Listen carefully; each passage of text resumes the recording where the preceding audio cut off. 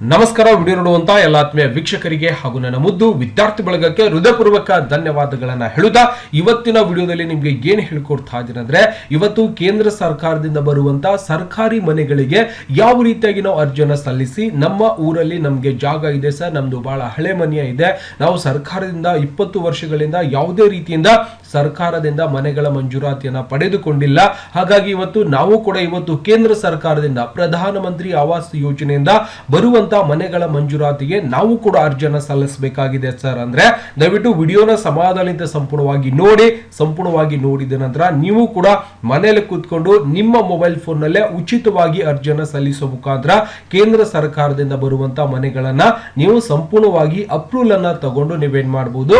ಇವತ್ತು ನಿಮ್ಮ ಊರಿನಲ್ಲೇ ನೀವು ಜಾಗ ಇತ್ತು ಅಂದ್ರೆ, ಸಪೋಸ್ ಹಳೆ ಮನೆ ಇತ್ತು ಅಂದ್ರೆ ಅದನ್ನ ತೆಗೆದು ಸರ್ಕಾರದಿಂದ ಒಂದು ಸಹಾಯಧನವನ್ನ ತಗೊಂಡು ನೀವೇನ್ ಮಾಡಬಹುದು. ಸುಮಾರು 3 ಲಕ್ಷ ರೂಪಾಯಿವರೆಗೆ ನಿಮ್ಗೆ ಕೇಂದ್ರ ಸರ್ಕಾರದಿಂದ ಹಣ ಸಿಗುತ್ತೆ. ಆ ಒಂದು ಹಣವನ್ನ ನೀವು ಪಡೆದು ಒಂದು ಮನೆಯನ್ನ ನಿರ್ಮಾಣ ಮಾಡ್ಕೋಬಹುದು. ಓಕೆನಾ? ಹಾಗಾದ್ರೆ ಅರ್ಜಿಯನ್ನ ಸಲ್ಲಿಸಬೇಕಾಗಿತ್ತು ಅಂದ್ರೆ ಯಾವ ರೀತಿಯಾಗಿ ಸಲ್ಲಿಸಬೇಕು ಸರ್ ಅಂದ್ರೆ, ಮೊದಲಿಗೆ ನಿಮ್ಮ ಕಂಪ್ಯೂಟರ್ ಅಥವಾ ಮೊಬೈಲ್ ಫೋನ್ ಅಲ್ಲಿ ಇರುವಂತಹ ಗೂಗಲ್ ಕ್ರೋಮ್ ಅನ್ನು ಓಪನ್ ಮಾಡಿಕೊಂಡು ಮಾಡಿದ ನಂತರ ಇಲ್ಲಿ ಏನಂತ ಸರ್ಚ್ ಮಾಡ್ಬೇಕಪ್ಪ ಅಂದ್ರೆ, ಇಲ್ಲಿಂದ PMAY ಅಂತ ಅಷ್ಟೇ ಟೈಪ್ ಮಾಡ್ಕೋಬೇಕು. 2.0 ಅಂತೇಳಿ ಅಪ್ಲಿಕೇಶನ್ ಆಲ್ರೆಡಿ ಪ್ರಾರಂಭದಲ್ಲಿದ್ದಾವೆ. ನೀವು ಇದರ ಮೇಲೆ ಕ್ಲಿಕ್ ಅನ್ನ ಮಾಡಿಕೊಂಡು ಸಂಪೂರ್ಣವಾಗಿ PMAYU ಅಂತ ಬರುತ್ತೆ. ಈ ಒಂದು ಲಿಂಕ್ ಮೇಲೆ ನೀವು ಕ್ಲಿಕ್ ಅನ್ನ ಮಾಡಿಕೊಂಡು ಸಂಪೂರ್ಣವಾಗಿ ಕೇಂದ್ರ ಸರ್ಕಾರದಿಂದ ಬರುವಂತ ಆ ಮನೆಗಳಿಗೆ ನೀವು ಅರ್ಜಿಯನ್ನ ಸಲ್ಲಿಸಬಹುದು. ನೋಡಿ, ಈ ರೀತಿಯಾಗಿ ಒಂದು ಪೇಜ್ ಅನ್ನ ಸಂಪೂರ್ಣವಾಗಿ ಅಡ್ವರ್ಟೈಸ್ಮೆಂಟ್ ಆಗಿರುತ್ತೆ. ಈ ಒಂದು ಪೇಜ್ ಅನ್ನ ನೀವು ಕನ್ನಡದಲ್ಲಿ ಕೂಡ ಟ್ರಾನ್ಸ್ಲೇಷನ್ ಮಾಡ್ಕೋಬಹುದು. ಸಂಪೂರ್ಣವಾಗಿ ಕನ್ನಡದಲ್ಲಿ ನೋಡ್ಲಿಕ್ಕೆ ಕೂಡ ಸಂಪೂರ್ಣವಾಗಿ ಸಿಗುತ್ತೆ. ಓಕೆನಾ? ಟ್ರಾನ್ಸ್ಲೇಷನ್ ಆಗ್ತಾ ಇಲ್ಲ, ಆಗತ್ತೆ, ಸ್ವಲ್ಪ ಟೈಮ್ ತಗೊಳುತ್ತೆ. ಇಂಟರ್ನೆಟ್ ಸರಿಯಾಗಿತ್ತು ಅಂದ್ರೆ ಆಟೋಮೆಟಿಕ್ ಆಗ್ಬಿಡುತ್ತೆ.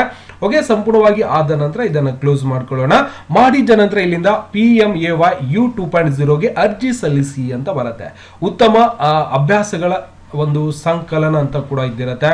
PMAU ಸುದ್ದಿ ಪತ್ರಗಳು ಅಂತ ಇದ್ದಿರತ್ತೆ. ಇಲ್ಲಿಂದ ಡ್ಯಾಶ್ ಬೋರ್ಡ್ ಕೂಡ ಇದ್ದಿರತ್ತೆ. ಇಲ್ಲಿ ಸಾಕಷ್ಟು ಮಾಹಿತಿಗಳು ಕೂಡ ನಿಮಗೆ ನೋಡ್ಲಿಕ್ಕೆ ಸಿಗ್ತಾ ಇರತ್ತೆ. ಸಂಪೂರ್ಣವಾಗಿ ನೋಡಬಹುದು. ಆಲ್ರೆಡಿ ನೀವು ಅರ್ಜಿಯನ್ನ ಸಲ್ಲಿಸಿದ್ದೆ ಆದಲ್ಲಿ ನಿಮ್ಮ ಒಂದು ಸ್ಟೇಟಸ್ ಅನ್ನ ಪರಿಶೀಲನೆ ಮಾಡಬಹುದು. ಇಲ್ಲಿ ಸಂಪರ್ಕ ಅಂದ್ರೆ ಹೆಚ್ಚಿನ ಮಾಹಿತಿಗಾಗಿ ಇಲ್ಲಿಂದ ಕೆಲವೊಂದಿಷ್ಟು ಪ್ರಶ್ನೆಗಳನ್ನು ಕೂಡ ಕೇಳಬಹುದು. ಮತ್ತೆ ನೀವು ಇದರ ಮೇಲೆ ಕ್ಲಿಕ್ ಅನ್ನ ಮಾಡಿದಾಗ ಇಲ್ಲಿ ಕೆಲವೊಂದಿಷ್ಟು ಗ್ಯಾಲರಿಗಳಾಗಿರ್ಬೋದು, ಇನ್ನು ಸಾಕಷ್ಟು ಮಾಹಿತಿಗಳು ಕೂಡ ನಿಮ್ಗೆ ಇಲ್ಲಿ ಸಂಪೂರ್ಣವಾಗಿ ನೋಡ್ಲಿಕ್ಕೆ ಸಿಗ್ತಾ ಇರತ್ತೆ.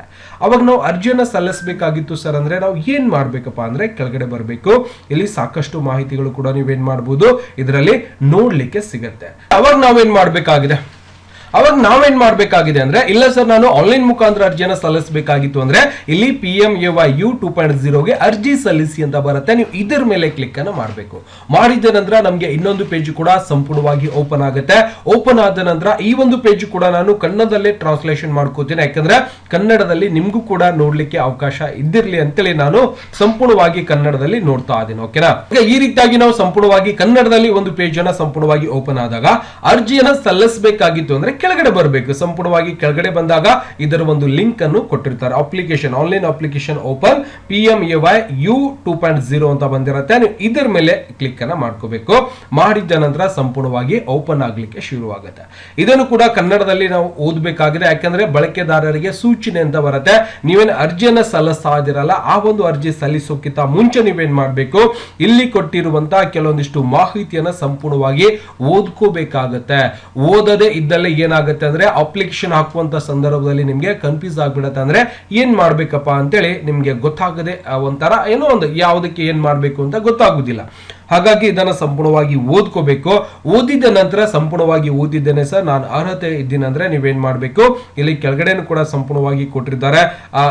ಅದನ್ನ ಸಂಪೂರ್ಣವಾಗಿ ಓದ್ಕೊಂಡು ನೀವೇನ್ ಮಾಡ್ಬೇಕು, ಅರ್ಜಿಯನ್ನ ಸಲ್ಲಿಸಬೇಕಾಗಿದೆ ಸರ್ ಅಂದ್ರೆ ನಾವೇನ್ ಮಾಡ್ಬೇಕಪ್ಪ ಅಂದ್ರೆ ಇಲ್ಲಿ ಮುಂದುವರಿಸಲು ಕ್ಲಿಕ್ ಮಾಡಿ ಅಂತ ಇರುತ್ತೆ. ಇದರ ಮೇಲೆ ಕ್ಲಿಕ್ ಅನ್ನ ಮಾಡ್ಕೋಬೇಕು. ಮಾಡಿದ ನಂತರ ಡಾಕ್ಯುಮೆಂಟ್ಸ್ ಕೂಡ ಕೇಳುತ್ತೆ, ಏನೆಲ್ಲ ದಾಖಲೆಗಳು ಬೇಕಾಗುತ್ತೆ ಅನ್ನುವಂಥದ್ದರ. ಆಧಾರ್ ಕಾರ್ಡ್ ಬೇಕಾಗುತ್ತೆ. ಆಧಾರ್ ಕಾರ್ಡ್ ಮತ್ತೆ ಫ್ಯಾಮಿಲಿ ಮೆಂಬರ್ ಎಲ್ಲರ ಒಂದು ಆಧಾರ್ ಕಾರ್ಡ್ ಮತ್ತೆ ಡೇಟ್ ಆಫ್ ಬರ್ತ್ ಕೂಡ ಬೇಕಾಗುತ್ತೆ. ಅಂದ್ರೆ ಅದು ಆಧಾರ್ ಕಾರ್ಡ್ ಅಲ್ಲಿ ಕೂಡ ಇದಿರುತ್ತೆ. ಸಂಪೂರ್ಣವಾಗಿ ಕಾಸ್ಟ್ ಇನ್ಕಮ್ ಬೇಕಾಗುತ್ತೆ. ಜೊತೆಗೆ ಬ್ಯಾಂಕ್ ಒಂದು ಪಾಸ್ಬುಕ್ ಕೂಡ ನಾವು ಸಂಪೂರ್ಣವಾಗಿ ಬೇಕಾಗುತ್ತೆ. ಜೊತೆಗೆ ಇನ್ಕಮ್ ಪ್ರೂಫ್ ಕೂಡ ಬೇಕಾಗುತ್ತೆ. ಪಾಸ್ಪೋರ್ಟ್ ಸೈಜ್ ಫೋಟೋ ಕೂಡ ನಾವು ಕೊಡಬೇಕಾಗುತ್ತೆ ಇನ್ಕಮ್ದು, ಅಥವಾ ನೀವು ಒಂದು PDF ಒಳಗೂ ಕೂಡ ಅಪ್ಲೋಡ್ ಮಾಡಬೇಕು. ಲ್ಯಾಂಡ್ ಡಾಕ್ಯುಮೆಂಟ್ಸ್ ಅಂದ್ರೆ ಸ್ವಂತ ಜಾಗ ಇದೆ ಸರ್ ನಮ್ಮ ಊರಲ್ಲಿ, ಅಲ್ಲಿ ನಾವು ಮನೆಯನ್ನ ಕಟ್ಟಬೇಕಾಗಿತ್ತು ಅಂದ್ರೆ ಅದರ ಒಂದು PDO ಕಡೆಯಿಂದ ಪಡೆದಿರುವಂತಹ ಒಂದು ಫೈಲ್ ಅನ್ನ ನೀವು ಅಪ್ಲೋಡ್ ಮಾಡಬೇಕಾಗತ್ತೆ. ಇವೆಲ್ಲ at least Aadhaar card, bank passbook, ನಿಮ್ಮ ರೇಷನ್ ಕಾರ್ಡ್ ಇತ್ತು ಅಂದ್ರೆ ಕಾಸ್ಟ್ ಇನ್ಕಮ್, ಒಂದು ಬ್ಯಾಂಕಿನ ಪ್ರತಿ ಒಂದು ಫೋಟೋ ಇಟ್ಟು ತಗೊಂಡು ನೀವು ಇದಕ್ಕೆ ಅಪ್ಲಿಕೇಶನ್ ಸಲ್ಲಿಸಬಹುದು, ಏನು ತೊಂದರೆ ಇಲ್ಲ. ಓಕೆ, ಮತ್ತೆ ಪ್ರೊಸೀಡ್ ಮೇಲೆ ಕ್ಲಿಕ್ ಅನ್ನ ಮಾಡ್ಕೋತೀನಿ. ಎಲ್ಲ ಆದವ್ರಿ ಸರ್ ಅಂದ್ರೆ ಇಲ್ಲಿ ಒಂದು ತಿಳ್ಕೊಬೇಕು, ನೀವು ಎಲಿಜಿಬಿಲಿಟಿ ಚೆಕ್ ಮಾಡ್ಕೋಬೇಕಾಗತ್ತೆ. ಅವಾಗ ನಾನು ನಮ್ಮ ರಾಜ್ಯವನ್ನು ಆಯ್ಕೆ ಮಾಡಬೇಕು, ಕರ್ನಾಟಕ. ಅದಾದ ನಂತರ ಇಲ್ಲಿಂದ ಇನ್ಕಮ್ ಹಾಕಬೇಕು. ನಿಮ್ಮ ಇನ್ಕಮ್ ಅಲ್ಲಿ ಎಷ್ಟು ಇನ್ಕಮ್ ಇದೆ ಆ ಒಂದು ಇನ್ಕಮ್ ಅನ್ನ ಸಂಪೂರ್ಣವಾಗಿ ಹಾಕಿ ನೀವೇನ್ ಮಾಡಬೇಕು, 20,000 ಅಂತ ಬಂದಿರತ್ತೆ. ಪ್ಲೀಸ್ ಏನು ಹೇಳ್ತಾರೆ, ಅಮೌಂಟ್ ಈಸ್ ಆಕ್ಚುಲಿ ಅಂದ್ರೆ ನಾನು ಏನ್ ಮಾಡ್ತೀನಿ, ಸಪೋಸ್ 50,000 ಇಟ್ಕೊಂಡ್ಬಿಡ್ತೀನಿ. ಓಕೆನಾ, 50,000 ಇಟ್ಕೊಂಡಾಗ 50,000 ಅಂತ ಬಂದಿರತ್ತೆ. ಅಮೌಂಟ್ ಈಸ್ ರುಪೀಸ್ ಓನ್ಲಿ ಬಂದೆ ಇರಲಿ, 25,000 ಕೂಡ ಇಟ್ಕೋಬಹುದು. ನಿಮ್ಮ ಇನ್ಕಮ್ ಎಷ್ಟಿರುತ್ತೆ ಅಷ್ಟನ್ನ ಇಟ್ಕೊಂಡ್ಬಿಡಿ. ಅದಾದ ನಂತರ ಇಲ್ಲೇನು ಕೇಳ್ತಾರಪ್ಪ ಅಂದ್ರೆ ಒಂದು ವರ್ಟಿಕಲ್ ಅಂತ ಬಂದಿರತ್ತೆ. ನಾನು ಮೊದಲನೇ ಅಷ್ಟೇ ಸೆಲೆಕ್ಷನ್ ಮಾಡ್ಕೋತೀನಿ, ಯಾಕಂದ್ರೆ ಜಾಗ ಅದ ಸರ್, ನಾನು ಸರ್ಕಾರದಿಂದ ಒಂದು ಆರ್ಥಿಕ ಸಹಾಯ ಅಂದ್ರೆ ಹಣವನ್ನು ಪಡೆದು ಮನೆ ಕಟ್ಟಬೇಕಾಗಿದೆ ಅಂದ್ರೆ ಫಸ್ಟ್ ಒಂದು ನಾನು ಸೆಲೆಕ್ಷನ್ ಮಾಡ್ಕೋತೀನಿ. ಅದಾದ ನಂತರ ಕೆಳಗಡೆ 20 ವರ್ಷದಿಂದ ನೀವೇನಾದ್ರೂ ಸರ್ಕಾರದಿಂದ ಮನೆಯನ್ನ ಪಡೆದುಕೊಂಡು ಮನೆಯನ್ನ ಮಂಜೂರಾತಿ ಪಡೆದು ಮನೆ ಕಟ್ಕೊಂಡಿದ್ದೀರಾ ಅಂತ ಕೇಳುತ್ತೆ. ಇಲ್ಲ ಸರ್, ಯಾವುದೇ ರೀತಿಯಿಂದ ನಮ್ಮ ಸ್ವಂತ ಮನೆ ಇಲ್ಲ ಅಂದ್ರೆ ಕಟ್ಟಿಸ್ಕೊಂಡಿಲ್ಲ, ಸುಮ್ಮನೆ ಯಾವುದೋ ಒಂದು ಹಳೆ ಮನೆಯಲ್ಲಿ ಇದ್ದೀವಿ ಅಂದ್ರೆ ಎರಡನ್ನು ಕೂಡ ನೋ ಅಂತ ಹಾಕ್ಲೇಬೇಕು ಕಡ್ಡಾಯವಾಗಿ ನೀವು ಅರ್ಜಿಯನ್ನು ಸಲ್ಲಿಸ್ತಾ ಇದ್ದೀರಂದ್ರೆ. ಇಲ್ಲಿ ಎಲಿಜಿಬಿಲಿಟಿ ಚೆಕ್ ಮೇಲೆ ಕ್ಲಿಕ್ ಅನ್ನ ಮಾಡಿಕೊಂಡು ನೀವು ಇದಕ್ಕೆ ಅರ್ಹತೆ ಹೊಂದಿದ್ದೀರಾ ಇಲ್ಲ ಅಂತ ಕೇಳುತ್ತೆ. ಆ ಒಂದು ಅರ್ಹತೆಯನ್ನ ನೀವು ಇಲ್ಲಿಂದ ಪರಿಶೀಲನೆಯನ್ನ ಮಾಡ್ಕೋಬಹುದು. ಅದಾದ ನಂತರ ನಿಮ್ಮ ಒಂದು ಆಧಾರ್ ಕಾರ್ಡ್ ನಂಬರ್ ಹಾಕಿ, ಆಧಾರ್ ಕಾರ್ಡ್ ಅಲ್ಲಿ ಇರುವಂತಹ ಒಂದು ಹೆಸರು ಯಾವ ರೀತಿಯಾಗಿದೆ ಅದೇ ರೀತಿಯಾಗಿ ಹಾಕೊಂಡು ಈ KYC ಕೂಡ ನೀವು ಇಲ್ಲಿ ಕಂಪ್ಲೀಟ್ ಅನ್ನ ಮಾಡಬೇಕಾಗತ್ತೆ. ಚೆಕ್ ಬಾಕ್ಸ್ ಮೇಲೆ ಕ್ಲಿಕ್ ಅನ್ನ ಮಾಡಿಕೊಂಡು ನಾನು OTP ಮೇಲೆ ಸಂಪೂರ್ಣವಾಗಿ ಮೇಲ್ಗಡೆ ಇಲ್ಲಿ ಆಧಾರ್ ಕಾರ್ಡ್ ಮತ್ತೆ ಹೆಸರು ಹಾಕಿದ ನಂತರ ಕೆಳಗಡೆ ಜನರೇಟ್ OTP ಮೇಲೆ ಕ್ಲಿಕ್ ಅನ್ನ ಮಾಡ್ಕೋತಾ ಇದೀನಿ. ಆಧಾರ್ ಕಾರ್ಡ್ ಗೆ ಲಿಂಕ್ ಇರುವಂತಹ ಮೊಬೈಲ್ ನಂಬರ್ಗೆ OTP ಬರುತ್ತೆ. ಆ ಒಂದು OTP ಅನ್ನು ಕೂಡ ನೀವು ಇಲ್ಲಿ ಹಾಕಬೇಕಾಗ್ತದೆ. ನಾವು ನೋಡ್ತಿದ್ದಾನೆ ಇಲ್ಲಿಂದ you have already applied with this Aadhaar ಅಂತ ಬರುತ್ತೆ. ಆಲ್ರೆಡಿ ನಾನು ಇದರ ಮೇಲೆ ಅಪ್ಲಿಕೇಶನ್ ಸಲ್ಲಿಸಿದ್ದೀನಿ, ಹಾಗಾಗಿ ಇದು ನನಗೆ ಮುಂದೆ ಬರೆಸಲಿಕ್ಕೆ ಬಿಡ್ತಾ ಇಲ್ಲ. Please enter valid Aadhaar number ಅಂತ ಕೇಳುತ್ತೆ. ಕರೆಕ್ಟ್ ಆಗಿರುವಂತಹ ಆಧಾರ್ ಕಾರ್ಡ್ ನಂಬರ್ ಹಾಕಿದ್ರೆ ಮುಂದೆ ಹೋಗ್ತೀನಿ ಅಂತ ಹೇಳುತ್ತೆ. ದಯವಿಟ್ಟು ನೀವೇನ್ ಮಾಡ್ಬೇಕಪ್ಪ ಅಂದ್ರೆ ಮುಂದಿನ ವಿಧಾನ ನಿಮ್ಗೂ ಕೂಡ ಸಂಪೂರ್ಣವಾಗಿ ಓಪನ್ ಆಗುತ್ತೆ. ಸಾಕಷ್ಟು ಈಸಿ ಆಗಿದ್ದಿರತ್ತೆ. ದಯವಿಟ್ಟು ಮುಂದಿನ ವಿಧಾನವನ್ನ ಹಾಕೊಳ್ಳಿ. ಇಲ್ಲ ಸರ್ ಏನ್ರಿ ನೀವು ಅರ್ಧ ಬರ್ಧ ಹೇಳ್ಬಿಟ್ರಿ, ನಮಗೆ ಪೂರಾನೇ ಹೇಳ್ಕೊಡ್ಲಿಲ್ಲ ಅಂತ ಬೇಜಾರು ಮಾಡ್ಕೋಬೇಡ್ರಿ.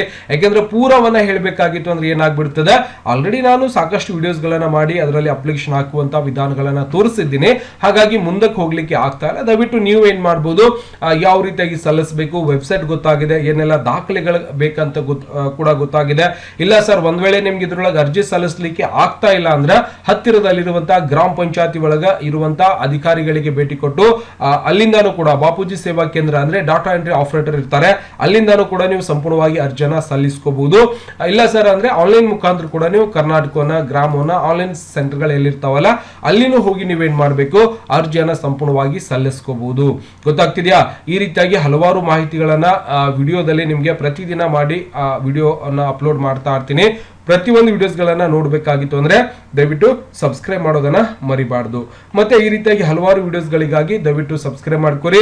ಮತ್ತೆ ಇದನ್ನು ಬಹಳಷ್ಟು ಈಸಿ ಆಗಿದೆ, ಎಲ್ಲರೂ ಕೂಡ ಅರ್ಜಿಯನ್ನ ಸಲ್ಲಿಸ್ಕೊಳ್ಳಿ. ದಯವಿಟ್ಟು ಏನಿಲ್ಲ, ನಿಮ್ಮ ಮಾಹಿತಿಯನ್ನೇ ಕೇಳುತ್ತೆ, ನಿಮ್ಮ ಹೆಸರು, ನಿಮ್ಮ ಬ್ಯಾಂಕ್ ಖಾತೆ, ನಿಮ್ಮ ಅಡ್ರೆಸ್ಸು, ನಿಮ್ಮ ಮೊಬೈಲ್ ನಂಬರು, ನಿಮ್ಮ ಜಿಲ್ಲೆ, ತಾಲೂಕು, ಪಿನ್ ಕೋಡು, ಬ್ಯಾಂಕ್ ಯಾವ್ದದ, ಯಾವ ಬ್ಯಾಂಕಿನ ಅಕೌಂಟ್ ನಂಬರ್ ಹಾಕ್ತಾ ಇದೀರಿ ಅದನ್ನೇ ಕೇಳುತ್ತೆ. ಜಾಸ್ತಿ ಏನು ಕೇಳೋದಿಲ್ಲ, ನಿಮ್ಮ ಮಾಹಿತಿಯನ್ನೇ ಕೇಳ್ತಾ ಇರತ್ತೆ. ಹಾಕುವಂತ ವಿಧಾನ ಸ್ವಲ್ಪ ನೀವು ನೋಡ್ತಾ ಓದ್ತಾ ಹಾಕಿದ್ರೆ ಕಂಪ್ಲೀಟ್ ಆಗಿ ಆಗ್ಬಿಡುತ್ತೆ. ಹಾಕಿದ ನಂತರ ಒಂದು ಪ್ರತಿಯನ್ನ ನಿಮ್ಮ ಒಂದು ಗ್ರಾಮ ಪಂಚಾಯತಿ ಅಧಿಕಾರಿಗಳಿಗೆ ಕೊಟ್ಟು ನೀವೇನ್ ಮಾಡಬಹುದು ಸರ್, ನಾವು ಈ ರೀತಿಯಾಗಿ ಪ್ರಧಾನ ಮಂತ್ರಿ ಆವಾಸ್ ಯೋಜನೆ ಅರ್ಬನ್ 2.0 ಅರ್ಜಿಯನ್ನು ಸಲ್ಲಿಸಿದ್ದೀವಿ, ದಯವಿಟ್ಟು ನಮಗೆ ಅಪ್ರೂವಲ್ ಅನ್ನ ಮಾಡಿಸ್ಕೊಡಿ, ಅಥವಾ ಅಲ್ಲಿ ಅವರಿಗೆ ಮಾಹಿತಿ ಬರುತ್ತೆ, ಅವರು ಸಂಪೂರ್ಣವಾಗಿ ಅಪ್ರೂವಲ್ ಮಾಡಿಸ್ಬಿಟ್ರೆ ನಿಮಗೆ ಸಂಪೂರ್ಣವಾಗಿ ಮನೆ ಮಂಜೂರಾತಿ ಆಗ್ಬಿಡುತ್ತೆ. ನಿಮ್ಮ ಕನಸಿನ ಮನೆಯನ್ನ ನೀವು ನಿರ್ಮಾಣ ಮಾಡ್ಕೋಬಹುದು.